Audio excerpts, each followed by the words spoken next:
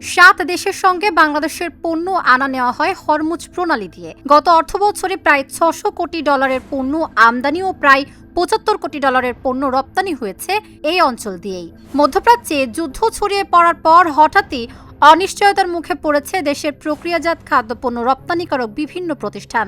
সমুদ্র বা আকাশ কোনো পথেই পণ্য আনা নেওয়া যাচ্ছে না, ফলে আমদানি রপ্তানি দুই দিকেই তৈরি হয়েছে অচলাবস্থা। এদিকে ইরান গত সোমবার হরমুজ প্রণালী বন্ধ ঘোষণা করেছে। ইরানের পক্ষ থেকে হুঁশিয়ারি দিয়ে বলা হয়েছে, কোনো জাহাজ প্রণালী পার হওয়ার চেষ্টা করলে রেভলিউশনারি গার্ড ও নৌবাহিনী আগুন ধরিয়ে দেবে। এ ঘোষণার পর পরিস্থিতি আরও জটিল হয়েছে।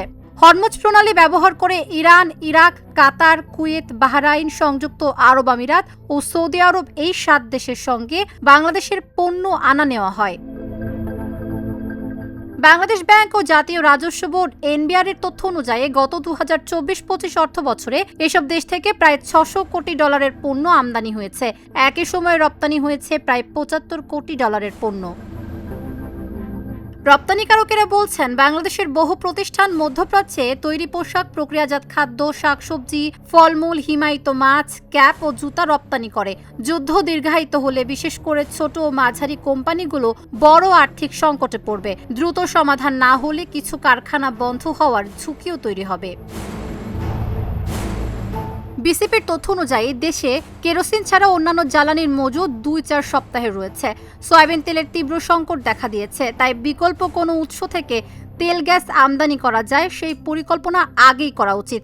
পরিস্থিতি মোকাবিলায় সরকারের দ্রুতই ব্যবসায়ী ও অর্থনীতিবিদদের সঙ্গে আলোচনা করে পরিকল্পনা চূড়ান্ত করা উচিত বলে মনে করছেন সংশ্লিষ্টরা।